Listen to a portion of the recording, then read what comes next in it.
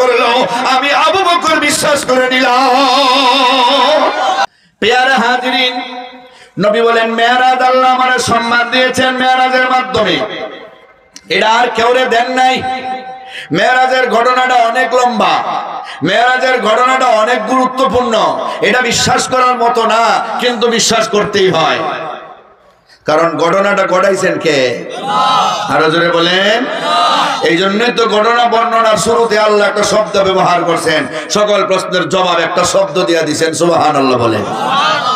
সুবহানাল্লাযী আসরা বিআবদিহি লাইলাম মিনাল মাসজিদিল হারাম ইলাল মাসজিদিল আকসা الذي باركنا حوله لنريه من آياتنا إنه هو السميع البصير। সুবহান শব্দ বলছেন, অসম্ভব থেকে মহাপবিত্র যিনি, তিনি কে?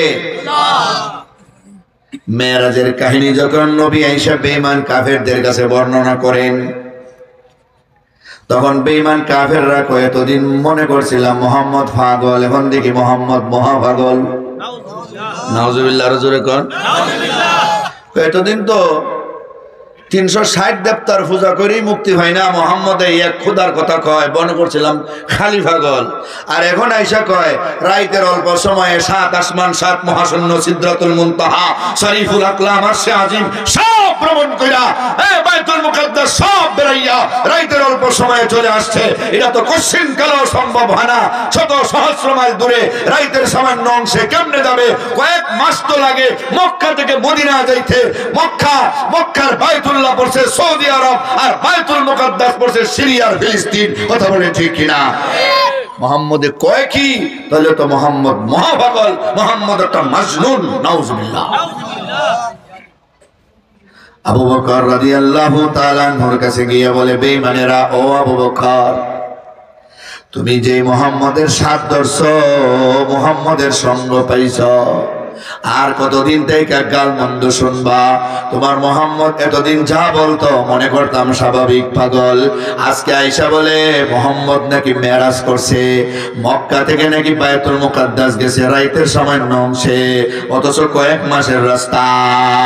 ওই সময় তো আর প্লেন ছিল না, হেলিকপ্টার ছিল না, হাইটা উটির উপর সোয়ার হইয়া, ঘোড়ায় সোয়ার হইয়া কত নদী সাগর পাড়ি দিয়ে এক দেশ থেকে আরেক দেশ, ভৌগোলিক দিক থেকে অনেক দূরের ব্যবধান, এটা কিভাবে সম্ভব?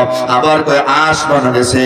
তোমার নবী মুহাম্মদে বলে দুনিয়ার জমিন থেকে প্রথম আসমান 500 বছরের রাস্তা, প্রথম আসমান থেকে দ্বিতীয় আসমান 500 বছরের রাস্তা, প্রতি 2 আসমানের মাঝখানের মহাশূন্যটা 500 বছরের রাস্তা, প্রত্যেকটা আসমানের পুরুতা গাড়াই আরো 500 বছরের রাস্তা, এরপরে সিদরাতুল মুনতাহা, এরপরে শরীফুল আকলাম, এরপরে আরশে আজিম। এত অল্প সময়ে কেমনে সম্ভব?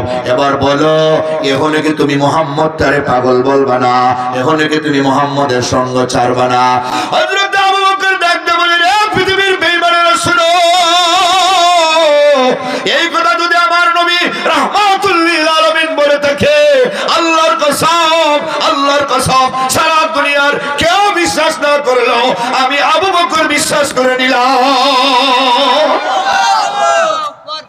এদিন থেকে তিনি সিদ্দিক। সুবহানাল্লাহ বলেন। মহাসত্যবাদী।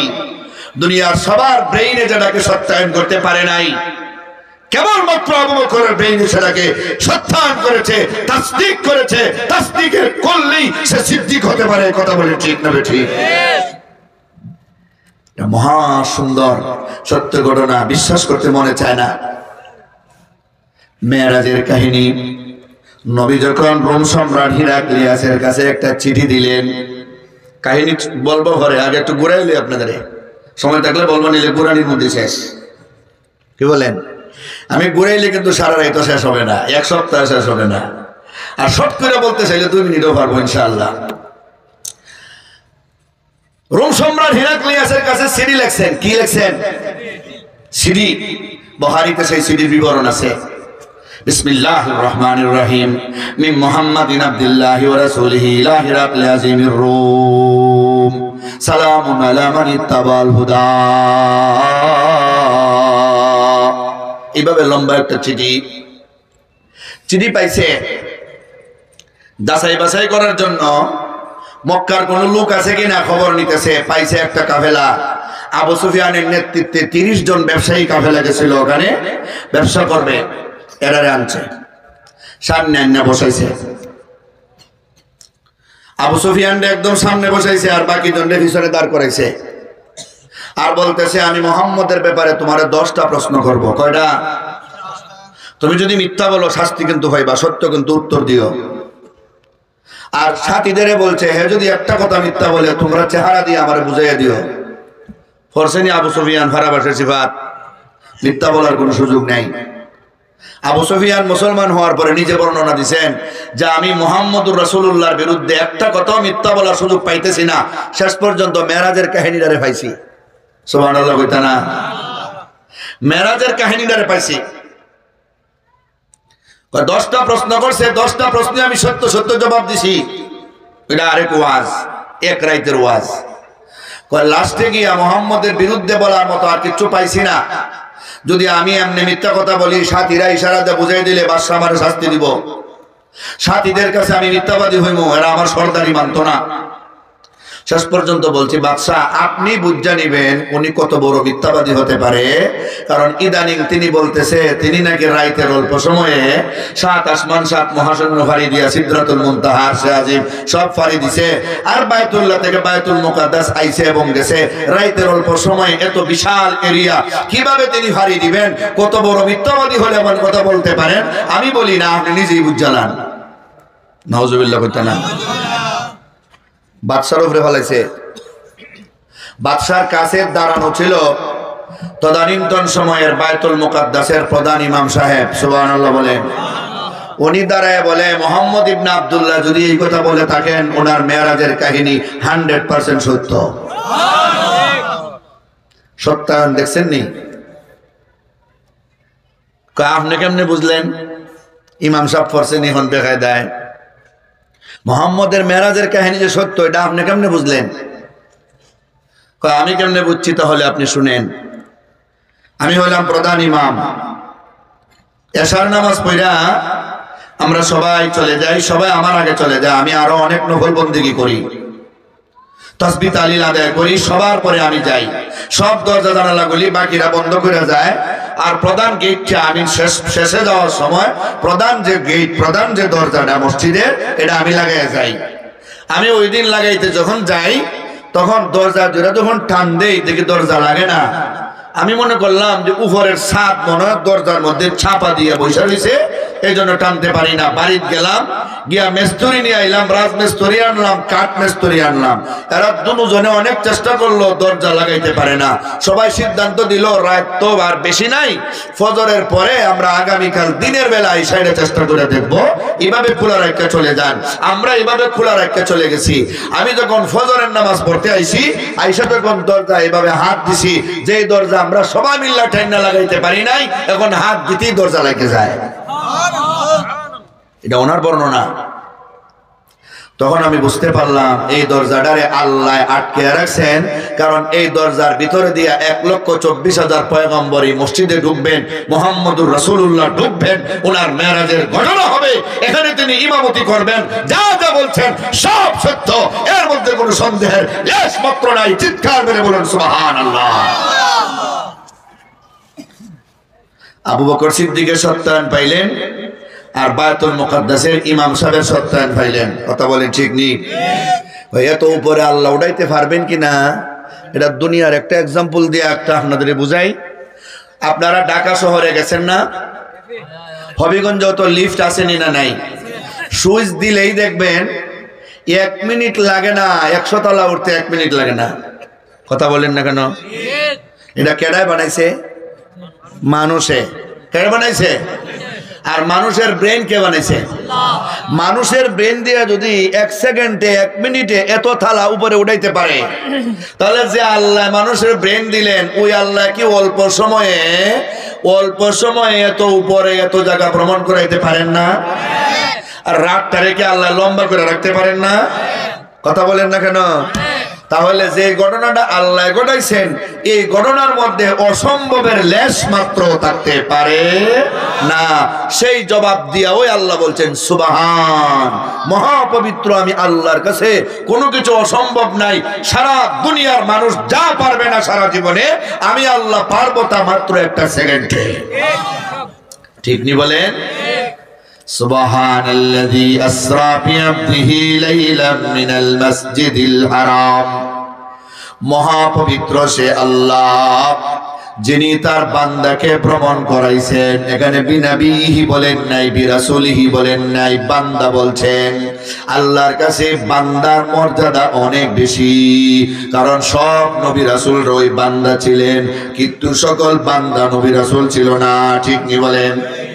এটার মধ্যে আবখাস মতলকের নিসবত, এটা ইলমি কথা, এরপরে বলে দিলাম যে বুঝার বুঝবেন। সব নবী রাসূলই বান্দা ছিল, কিন্তু সব বান্দা, আমরা যারা বান্দা আমরা কি নবী রাসূল না?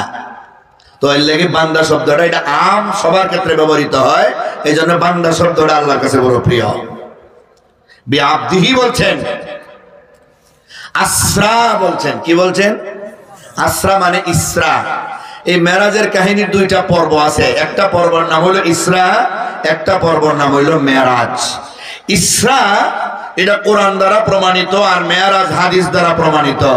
এই জন্য মেরাজের কাহিনী বলতে গিয়ে আমি আয়াত পড়ছি এই কোরআনের আয়াত, আর হাদিস পড়ছি মেরাজের হাদিস। সুবহানাল্লাহ বলেন। ইসরা হইল বায়তুল্লাহ থেকে বায়তুল মুকাদ্দাস পর্যন্ত যে ভ্রমণটা ঘটছে বুরাকের মাধ্যমে, এটার নাম হলো ইসরা। আর বায়তুল মুকাদ্দাস থেকে আসমান থেকে সিঁড়ি আনিয়া আল্লাহ নবীর উপরে যে উঠাইছেন, সিঁড়ির নাম হয় আরবিতে মেরাজ, এই জন্য বাকি দ্বারের নাম হইল মেরাজ। সুবহানাল্লাহ বলেন। বুঝে আসছেনি?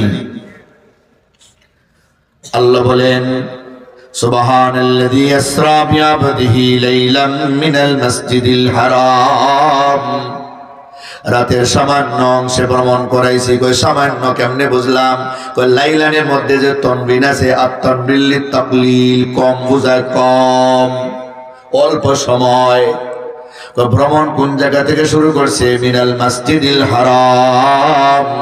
কোন জায়গা পর্যন্ত ইসরা হইছে? কই ইলাল মাসজিদিল আকসা। আল্লাহু আকবার বলেন। প্রথম ভ্রমণটা কিন্তু বায়তুল মুকাদ্দাস, বায়তুল্লাহ থেকে না, প্রথম ভ্রমণটা হয়েছে উম্মে হানির ঘর থেকে। কিন্তু এগুলিরে বাদ দিয়ে আল্লাহ মসজিদে হারাম বলছেন, যেন এই মসজিদের সাথে এই মসজিদের একটা যোগসূত্র সৃষ্টি হয়। সুবহানাল্লাহ। পৃথিবীতে 3টা মসজিদ আছে যেটার দিকে সওয়াবের নিয়তে সফর করা জায়েজ, আর বাকি কোনো জায়গায়, কোনো মসজিদে, কোনো মন্দিরে, কোনো মাজারে, কোনো গজারে সওয়াবের নিয়তে সফর করা জায়েজ নাই। বুখারীর হাদিস, লা তুসাদ্দুর রিহালু ইল্লা ইলা সালাসাতি মাসাজিদা, ইলাল মাসজিদিল হারাম ওয়া ইলা মাসজিদি হাযা ওয়া ইলাল মাসজিদিল আকসা। বায়তুল্লাহ, বায়তুল মুকাদ্দাস আর মসজিদে রাসূল মদিনার মসজিদ, এই 3 মসজিদ ছাড়া সওয়াবের নিয়তে সফর করা জায়েজ নাই। এমনি আল্লাহর জমিন দেখা আপনি অনেক কিছু জানতে পারবেন। কুল সিরু ফিল আরদের উপরে আমল করার জন্য আপনি সফর করতে পারবেন, মগর সওয়াবের নিয়ত করতে পারবেন না। সুবহানাল্লাহ। বায়তুল্লাহ শরীফ পৃথিবীর এমন একটা গড়, প্রথম এই গড়টা বানাইছেন ফেরেশতারা। এটা বানাইছে বানা বাইতা রাব্বিল আরশি আশরুন ফাখুযুহুম মালাইকাতুল্লাহিল কিরাম ওয়া আদম ফাশিসুন ওয়া ইব্রাহিম সুম্মা মালিকু কুসাইয়ুন ওয়া কুরাইশুন ক্বাবলা হাযাইনি জুরহাম ওয়া আব্দুল্লাহ ইবনু যুবাইর বানা কাযা বিনাউল হাজ্জাজ ওয়া হাযা মুতাম্মাম। আল্লাহু আকবার। ফেরেশতারা প্রথম বানাইছে বায়তুল্লাহ। নবী উম্মে হানির ঘরে ঘুমাইয়াছেন, দরজাটা বন্ধ, ঘরের ছাদ বেদ কইরা 2 জন ফেরেশতা ঘরের ভিতরে ঢুকছেন। শুরু হইছে মেরাজের কাহিনী। আছেন তো আপনারা? সজাগ আছেন না ঘুমে? কারা কারা ঘুমে আছেন হাত উঠান। ওই ধরনের একজন উড়ে লিছিল। নবী উম্মে হানির ঘরে ঘুমে আছেন। আকাশের ছাদ, ঘরের ছাদ বেদ কইরা আকাশ থেকে ফেরেশতা 2 জন আসছেন। দরজা দিয়া ঢুকেন নাই, ছাদে দিয়া নবীরে বাহির করে নিয়ে গেছেন। যারা ছাদ ফাটাইয়া ভিতরে আসতে পারে, যাইতে পারে, তারা কি দরজা খুলতে পারে না? জোরে বলেন। করলো না কেন? নবীরে ইশারা দিল, ও মায়ার নবী গো, ইতিপূর্বে আপনার 3টা কুদরতি অপারেশন হয়েছে, কয়েক মিনিটের মধ্যে আপনার 4 নম্বর এবং শেষ নম্বর অপারেশন হবে। নবী 4 বছর বয়সে প্রথম অপারেশন, 10 নম্বর বয়সে সেকেন্ড অপারেশন, 40 নম্বর বয়সে 3 নম্বর অপারেশন, আর মেরাজের রাইতে প্রায় 52 বছর বয়সে 4 নম্বর অপারেশন। এক একটা অপারেশনের কাহিনী বললে 4 দিন লাগবে, 4 দিন। সুবহানাল্লাহ বলেন। কেন অপারেশনগুলি হইল? নবীরে ছাদে নিয়ে বাহির করে নিয়ে গেছি, হাতিমে কাবায় নিয়ে নবীরে কতকান বসাইছে। নবীজি অঙ্গাইতেছেন, আদা গম আদা সজাগ নিমে খাবি। এখান থেকে ডাইরেক্ট জমজম কুয়ার পারে নিয়ে গেছে। জমজম কুয়ার পানি বড় মজাদার, বড় মিষ্টি, আর্সেনিক মুক্ত, নির্ভেজাল। দুনিয়ার কত ভেজাল, চাউলে ভেজাল, ডাইলে ভেজাল, আরো ভেজাল তেলে, দৈন্য মোদের সোনার বাংলায় সব ভেজাল ওই চলে, ঠিক নি? পানির মধ্যে ভেজাল আছে, কিন্তু জমজম কুয়ার পানির মধ্যে ভেজাল নাই। কয় জমজম কুয়াটা নবীর 2 জন পূর্বপুরুষে খনন করছে। সুবহানাল্লাহ বলেন। নবী বলেন, আমার একজন পূর্বপুরুষের নাম ইসমাইল জবিহুল্লাহ। নবী বলেন, আনা মুহাম্মদ ইবনে আব্দুল্লাহ ইবনে আব্দুল মুত্তালিব বিন হাশিম বিন আব্দ মানাফ বিন কুসাই বিন কিলাব বিন মুররা বিন কাব বিন লুই বিন গালিব বিন ফহর বিন মালিক বিন নজর বিন কিনানা বিন খুজাইমা বিন মুদরিকা বিন ইলিয়াস বিন মুজার বিন নজার বিন মাআদ বিন আদনান বিন মুকাওয়িম বিন উদু বিন তারিখ বিন ইয়াসদাব বিন ইয়ারব বিন সাবিত বিন ইসমাইল জবিহুল্লাহ ইবনে ইব্রাহিম খলিলুল্লাহ। আল্লাহু আকবার বলেন। নবীর পূর্বপুরুষ ইসমাইল জবিহুল্লাহ, ওনার মা হাজেরা পানির জন্য সফা মারওয়া 7 চক্কর দিলেন। হঠাৎ করে চাইয়া দেখেন শিশু ইসমাইলের পায়ের আঘাতে পানির ফোয়ারা বের হইছে, পানি বাহির হইতেছে। এটাই হইল জমজম কুয়া। সুবহানাল্লাহ। হাজার হাজার বছর পর্যন্ত ওই জমজম কুয়াটা মাটি চাপার ভিতরে পড়েছিল, কিন্তু নবীর ডাইরেক্টলি দাদা আব্দুল মুত্তালিব হাতিমে কাবায় ঘুমায় আছেন, আর স্বপ্নে দেখলেন 3 দিন উপর্যপরি ইফির তয়বা, ইফির বাররা, ইফিরিল মাজনুনা। তয়বা খনন করো, বাররা খনন করো, মাজনুনা খনন করো। 3টা নাম 3 দিনে বলছে। উনি প্রশ্ন করলেন, এগুলি কি? জবাব নেই। 4 নম্বর দিনে ইফির জমজম, জমজম খনন করো। কি সেই জমজম? ওই তোমার পূর্বপুরুষ ইসমাইল জবিহুল্লাহর পায়ের আঘাতে খননকৃত সেই কুয়াটা, এটা কিয়ামত পর্যন্ত বাকি থাকবে। মাঝখানে কয়েক হাজার বছর বন্ধ হয়ে গিয়েছিল, আবার তোমার মাধ্যমে সেটা চালু করতে চাই। আব্দুল মুত্তালিব স্বপ্নের কথা এলাকার মুরব্বীদের বললেন। এরা কয় মাথা পাগল নাকি, কিসের কুয়ার, কিসের জমজম? কেউ রাজি হয় না। একটা মাত্র ছেলে, ওনার নাম হারেস। হারেস নিয়ে তিনি জমজম কুয়া খনন করতে লাগলেন। তিনি মাটি কাটেন আর মাথায় বোঝা বহন করে হারেসের মাটি নিয়ে সরায়। ওনার একটা মাত্র সন্তান কষ্ট কইরা উনি জমজম কুয়া 3 দিন পর্যন্ত খনন কইরা 3 দিনের মাথায় গিয়া পানি যখন এইভাবে বাইর হইছে, উনি নারে তাকবীর দেওয়া শুরু করছে। সুবহানাল্লাহ। আর কেউ ওনারে সাথ দেয় নাই, সাহায্য করে নাই। বাইতুল্লাহর চৌকাঠে দুইরা তিনি আল্লাহর কাছে মান্নত করছে, আল্লাহ ভালো কাজ করার জন্য আমার কোনো সহযোগী নাই, মাত্র আমার একটা ছেলে। তুমি যদি আমারে 10টা ছেলের বাবা বানাও, আমি একটা ছেলে তোমার রাস্তায় কুরবানি করে দিব। আল্লাহ একে একে দীর্ঘদিনের ভিতরে ওনারে 10টা ছেলে দান করলেন। হারেস, জুবায়ের, হাজল, জেরার, মুকাওয়িম, আবুল আহাব, আব্বাস, হামজা, আবু তালিব, আব্দুল্লাহ। সুবহানাল্লাহ বলেন। কয়টা হইল? 10টা। জমজম কুয়া খনন করলেন 2 জন, 2 জন নবীর বংশের লোক, ঠিক নি বলেন?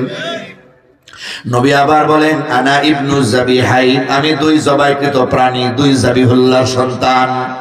এক জাবিহুল্লাহ ইসমাইল জাবিহুল্লাহ, আরেক জাবিহুল্লাহ আব্দুল্লাহ জাবিহুল্লাহ। ইসমাইলকে কুরবানি করার জন্য তার বাবা ইব্রাহিম স্বপ্নে দেখে বলছিলেন, ক্বালা ইয়া বুনাইয়া ইন্নী আরা ফিল মানাম আন্নী আযবাহুকা ফানজুর মাযা তারা। ও আমার সন্তান, আমি স্বপ্নে দেখছি তোমারে কুরবানি করি, তুমি রাজি কিনা? ক্বালা ইয়া আবাতি ফাল মা তুমার সাতাজিদুনি ইনশাআল্লাহু মিনাস সাবিরিন। আমাকে আপনি ধৈর্যশীলদের অন্তর্ভুক্ত পাইবেন, আমারে কুরবানি করেন। কিন্তু কুরবানি করার জন্য মিনা প্রান্তরে নিয়ে গেলেন। আল্লাহ কবুল করে বললেন, কাদ সাদ্দাকতার রুইয়া ইন্না কাযালিকা নাজজিল মুহসিনিন। ও পয়গম্বর ইব্রাহিম, আপনি পরীক্ষাতে পাস করছেন, আর কুরবানি করতে হবে না। আল্লাহ জান্নাত থেকে দুম্বা পাঠাইয়া দুম্বা কুরবানি দেওয়াইয়া ইসমাইল জাবিহুল্লাহরে কবুল করে নিয়েছেন। নবীর বাবা আব্দুল্লাহ কেমনে জাবিহুল্লাহ হয়? লম্বা হয়ে যেতেছে, কষ্ট হইব। নবীর বাবা আব্দুল্লাহ কেমনে জাবিহুল্লাহ হয়? আব্দুল মুত্তালিব যে মান্নত করছিল, আমারে 10টা সন্তানের পিতা বানাইলে একটারে কুরবানি দিব তোমার রাস্তায়, বলছিল নি? 10টা সন্তানের মালিক হইছে, তারা বড় হয়ে গেছে, বিয়া শাদীও করছে, মাগার উনি কুরবানি করে না। হাতিমে কাবায় ঘুমাইছে, কারণ তিনি তো মুতাওয়াল্লি। মসজিদের সঙ্গে যাদের সম্পর্ক, এরা মসজিদের মধ্যে প্রায় ঘুমায় যায়, ঠিক নি বলেন? নামাজ পড়তে পড়তে ঘুম লেগে যায়, ঠিক নি? আর যারা মসজিদের সঙ্গে সম্পর্ক নাই, এরা জীবনে মসজিদের কাছে আয় না। এক বেটার গরু একটা ছুটতে গেছে মসজিদের বাউন্ডারির ভিতরে। ইমাম সাহেব, মুতাওয়াল্লি সাহেব সবাই বাইন্দা তুইছে। সন্ধ্যাবেলা গরু কুজ্জে গেছে, যখন দেখছে মসজিদের ভিতরে গরু, কি আমার গরু বানছেন কেন? এটা ভিতরে ঢুকিয়া পেশাব পায়খানা করে ভরাই দিছে। এটা হাইওয়ান বুঝে না দেখে আইছে। আমি যে বুঝি, জীবনে আপনারা মসজিদের আশপাশে আমারে দেখছেন? খুব বেশি বুঝে, কি বলেন আপনারা? যারা মসজিদের সঙ্গে সম্পর্ক, এরাই কেবলমাত্র এখানে ঘুমাইতে পারে। এখন তিনি ঘুমাইছেন, সন্তান তো কুরবানি করে না। ইয়া আব্দুল মুত্তালিব আউফি বিনাযরিকা লিরাব্বি হাযাল বাইত। তুমি তোমার মান্নত পুরা করো, সন্তান কুরবানি দেওয়ার মান্নত স্মরণ করে দিয়েছেন আল্লাহ। পরপর 3 দিন দেখার পরে 4 নম্বর দিন স্বপ্ন দেখছেন, যদি একজনে কুরবানি না করো 10 জনকে ফারিশ করে দিব। আলটিমেটাম দিছে কে? আরো জোরে আপনারা বলেন, একজন দেওয়া ভালো না 10 জন দেওয়া ভালো? এখন এরা তো সন্তান, এরা তো বড় বড়, এরা তো গরু বাছুর না, এরা তো দুম্বা না যে দইরা বাইন্দে নিয়ে কুরবানি করে নিব। বুঝাই দেওয়ান লাগবো, কারণ আব্দুল মুত্তালিব বৃদ্ধ, সন্তানেরা বড় গুন্ডা গুন্ডা, বুঝেননি? 10 জন সন্তান এক জায়গায় জমা করে বলে, ও আমার সন্তানেরা, বলো আমি কুরবানি করবো একজনে, মান্নত করেছিলাম, বলো বলো তোমরা রাজি আসনি? তারা এক বাক্যে জবাব দিছে, ওয়াফাল মাশিতা, আপনি যা মনে চায় করেন, আমরা রাজি। পাইকারি জবাব দিছে। কিন্তু একজন একজন করে জিজ্ঞাসা করতেছেন, কেউ রাজি হয় না। বড় হারেস রে বলেন, বাবা তুমি আমার বড় সন্তান, আমার মনে চায় তোমারে কুরবানি করে লাই, আল্লাহর রাস্তায় তোমারে দিয়া দিই উৎসর্গ কইরা, তুমি রাজি নি? কই আব্বা আমি তো দোয়ার আগে হইছিলাম, আপনি তো দোয়া করে হে 9 জনরে পাইছেন, হেরা এনে একজনকে কুরবানি দিবেন, আমারে কেন? 2 নম্বর জুবায়েরকে জিজ্ঞেস করতেছেন, জুবায়ের তোমার কুরবানি দিব? কি বলেন? স্বপ্নে দেখে কি মানুষ তার সন্তানকে কুরবানি দেয়? মাথা পাগল নাকি? হাজলকে জিজ্ঞাসা করলেন, হাজল তোমার কুরবানি দিব? বলেন কি? আমি তো মনে করছিলাম, আমি তো আপনি এমনি বলতেছেন, এখন থেকে আপনি বাস্তবতাই প্রমাণ করতে চান। সাবধান, আর 2 নম্বর বার মুখে এমন কথা আনবেন না। এক একজন এক একভাবে আলটিমেটাম দেয়, সাবধান। শেষ পর্যন্ত সিরিয়াল সব শেষ, একজন বাকি, তিনি আমার নবীর বাবা আব্দুল্লাহ। সুবহানাল্লাহ বলেন। আব্দুল্লাহ, আমার মনে চাইছিল না রে, আমি তোমারে কুরবানি দিব, তুমি আমার প্রিয় সন্তান, তুমি আমার বড় আদরের, তুমি বড় ভদ্র, তুমি বড় নম্র। আব্দুল্লাহ রে,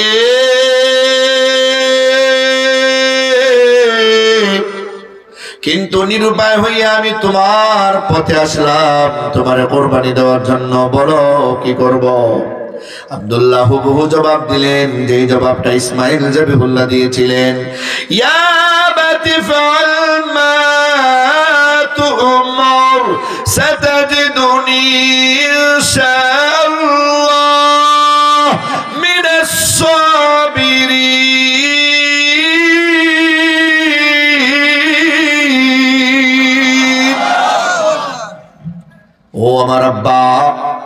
আমারে আপনি ধৈর্যশীলদের অন্তর্ভুক্ত পাবেন, কুরবানি করেন।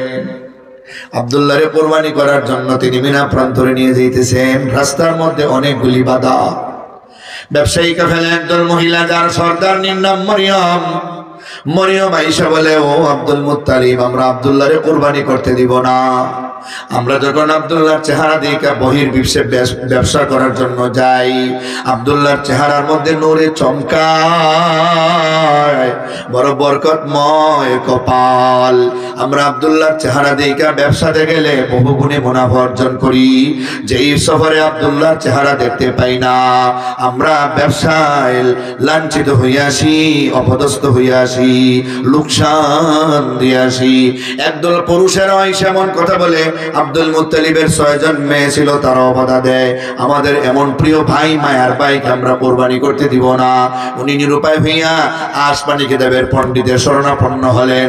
তিনি বললেন, একজন মানুষ হত্যা করলে তার রক্তপণ দিতে হয় 10টা উট। এখন আপনি একটা কাজ করেন, 10টা উট একদিকে লেখেন আর একদিকে আব্দুল্লাহর নাম লেখা লটারি টানেন। কোনটা উঠে? এখন লটারি টানছেন। এখন লটারি টানার পর আব্দুল্লাহর নাম উঠে, উট সংখ্যা আরো 10টা বাড়ায় 20টা করেন। 20টা উটের নাম দিছে আব্দুল্লাহর নাম উঠে। এইভাবে 90টা পর্যন্ত আব্দুল্লাহর নাম উঠে।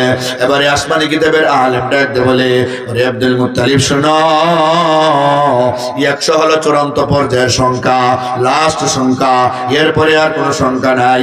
এরপরে গুনতে হলে কুইরা আবার 101, 2 এইভাবে বলতে হয়, ঠিক না ঠিক? 100টা উটের নাম একদিকে দাও, আব্দুল্লাহর নাম একদিকে দাও। যদি এখন আব্দুল্লাহর নাম উঠে, আব্দুল্লাহরে কুরবানি করতে হবে। যদি উটের নাম উঠে, উট কুরবানি করলেই চলবে। এবারে 100টা উটের নাম দিয়া পরপর 3বার লটারি টান দিছে, আব্দুল্লাহর নাম উঠে নাই, উটের নাম উঠছে। সুবহানাল্লাহ। আব্দুল মুত্তালিব 100টা উট কুরবানি দিয়া সন্তান আব্দুল্লাহরে বাঁচাইয়া দিছেন। ইসমাইল জবিহুল্লাহরে আল্লাহ বাঁচাইছেন জান্নাত থেকে দুম্বা পাঠাইয়া। আর আব্দুল্লাহ নবীর ডাইরেক্ট বাবারে আল্লাহ বাঁচাইছেন নবীর দাদা আব্দুল মুত্তালিবের 100 কুরবানি দিয়া। সুবহানাল্লাহ। এই জন্যই নবীজি বলছেন, আনা ইবনু জাবিহাইন। একটা শব্দের ব্যাখ্যা দেখছেন নিকটখান লম্বা, এটা তো শর্ট করে বলছি মাত্র। তাহলে জমজম কুয়াটা নবীর বংশের মানুষের পক্ষ থেকে খনন করা। ওই জমজম কুয়ার পারে নিয়ে জিব্রাইল নামাইছে। কোথায় নিয়ে নামাইছে? জমজম কুয়ার পারে। জমজম কুয়ার পারে। পেয়ারে হাজিরিন, জমজম কুয়ার পারে নিয়া জমজম কুয়া থেকে পানি উঠাইয়া জান্নাত থেকে পেয়ালা আনছিল, স্বর্ণের পেয়ালা। পানি এখানে নিয়া নবীর অপারেশন কইরা ভিতর থেকে কল মোবারক বাহির কইরা পানি দিয়া সুন্দর কইরা ধুইয়া ভিতরে দিয়া হাত দিয়া ঘষা দিয়া শেষ। সুবহানাল্লাহ। অপারেশনটা করলো, কল বাহির করছে, মিয়া একটা ফোঁটা রক্ত বের হইল না, একটা সুতা দিয়া সেলাইও করতে হলো না। আল্লাহু আকবার বলেন। এবার বোরাক আনা হয়েছে। এই বোরাকের সফরটার ইসরা বলে। বারকন মানে বিজলি, তার চলন গতিটা চোখ দিয়ে চাইলে যা দেখা যায়, 1 কদমে এত জায়গা যাইতে পারে। আবিয়াদু মিনাল লাবান, দেখতে দুধের চাইতে আরো বেশি সুন্দর, দুধের চাইতে আরো বেশি সাদা। বাইনাল বিগাল ওয়াল হামির, গাদা এবং খচ্চরের মাঝামাঝি বডি ফিটনেস। মনে করেন এখন তো গাদার খচ্চর আমাদের এলাকায় নেই, গুড়া তো আছে, মাঝারি ধরনের গুড়ার মতো। সুবহানাল্লাহ বলেন। আল্লাহর নবী সামনে দিয়ে বসছেন। উঠার সময় বোরাক নাড়াচাড়া করে জিব্রাইল কয়ে, বোরাক সাবধান করে দিলাম, আজ পর্যন্ত এত সম্মানী সোয়ার তোমার পৃষ্ঠে কেউ আরোহণ করে নাই। যিনি এই মুহূর্তে আরোহণ করবেন, আসমান জমিন চন্দ্র সূর্য লৌহ কলম নবমণ্ডল ভূমণ্ডল, আমি জিব্রাইল মিকাইল সব সৃষ্টি করেছে মহান আল্লাহ, যার সিলায় তিনি এই মুহূর্তে তোমার পিঠ আরোহণ করবে। সাবধান করে দিলাম, নীরব হয়ে যাও। বোরাকে নবীর পরিচয় পাইয়া ঘেমে গেছে এবং থামে গেছে, ঘেমে গেছে এবং থামে গেছে। নবীজি উঠছেন বোরাকের পিঠে, জিব্রাইল নবীর পিছনে বসছেন, মিকাইলও পিছনে বসছেন। বোরাক যাত্রা শুরু করছে। রাস্তার মধ্যে এক জায়গায় নামায়া বলতেছেন, নবী এখানে 2 রাকাত নামাজ পড়েন। নবীজি 2 রাকাত নামাজ পড়ছেন। নামাজ পড়ে উঠে গেছেন খেজুর গাছ আর খেজুর গাছের এলাকা। জিব্রাইল জিজ্ঞাসা করেন, ইয়া রাসূলুল্লাহ, ইয়া হাবিবাল্লাহ, বললেন নবী চিনেননি ওই জায়গাটা কোনটা যেখানে আপনি নামাজ পড়লেন? না চিনি না। কয় আরবের বেঈমানেরা আপনারে কষ্ট দিয়া নির্যাতন কইরা মক্কা থেকে বের করে দিবে, আল্লাহর হুকুমে আপনি বের হয়ে যাবেন, হিজরত করবেন। তখন আপনি মক্কা থেকে যেই জায়গাতে আসবেন ওই জায়গাটার নাম বর্তমানে ইয়াসরিব, যেখানে আপনি নামাজ পড়লেন, কিন্তু আপনার পায়ের ধুলার বরকতি ওই জায়গার নাম আর ইয়াসরিব থাকবে না, জায়গার নাম হয়ে যাবে মদিনাতুল মুনাওয়ারা। আল্লাহু আকবার বলেন, মদিনাতুল মুনাওয়ারা। 2 নম্বর আরেকটা জায়গায় নামাজ পড়লেন সাজারে মুসা তুর পাহাড়ে, মুসা নবী যেখানে আল্লাহর সাথে কথাবার্তা বলছিলেন, লম্বা কাহিনী। 3 নম্বর শুআয়ব আলাইহিস সালামের আবার বনি মাদিয়ান শহরে 2 রাকাত নামাজ পড়াইলেন। 4 নম্বরে ঈসা নবীর জন্মস্থান, এক একটা স্থানের পরিচয় দিলে 1 ঘন্টা লাগবে কমপক্ষে ওয়াজ করতে। এইভাবে নামাজ পড়াইয়া বায়তুল মুকাদ্দাস নিয়ে গেলেন, বাহিরে বরাকটারে বাইদা ভিতরে গেলেন, যা দেখেন 1,24,000 পয়গম্বরের আত্তাহিয়াতুল সুরতে বসা, নবীর সামনে দেওয়ার জন্য সামনের জায়গাটা ফাঁকা, মেহরাবটা খালি, নবী সামনের দিকে যাইতে চায় না। জিবরাইল বলে ইয়া রাসূলুল্লাহ আপনি মেহরাবে ঢুকেন, 2 রাকাত নামাজের ইমামতি করবেন। নবী বলেন আমার লজ্জা লাগে, বাবা আদম, বাবা ইব্রাহিম, উলুল আজমি মিনার রাসূলদের রাইখা আমি কেমনে সামনে যাই? জিবরাইল ডাকতে বলে আনতা ইমামুল মুরসালিন, আল্লাহ আপনারে तमाम দুনিয়ার সকল নবী রাসূলদের ইমাম বানিয়ে দিয়েছি, আপনি নামাজ পড়াইবেন। আল্লাহ নবী নামাজ পড়াইছেন, 2 রাকাত নামাজ পড়ানোর পরে জিবরাইল দাঁড়ায় গেছেন। এখন একটা বিশাল সম্মেলন হবে, এই সম্মেলনে এক একজন নবী দাঁড়ায় দাঁড়ায় ভাষণ দেবেন আল্লাহর পক্ষ থেকে, কে কি পাইছেন, একজন নবী কি পাইছেন, এটা ভাষণ কি এত অল্প সময় শেষ করে দেব? এইভাবে অনেক লম্বা ভাষণ। ভবিষ্যতে কোনোদিন সময় হলে এখান থেকে শুরু করে বাকি দান নিব, এখানে রাখিয়া গেলাম, বাকি দা শেষ করব ভবিষ্যতে কোনোদিন সময় হলে।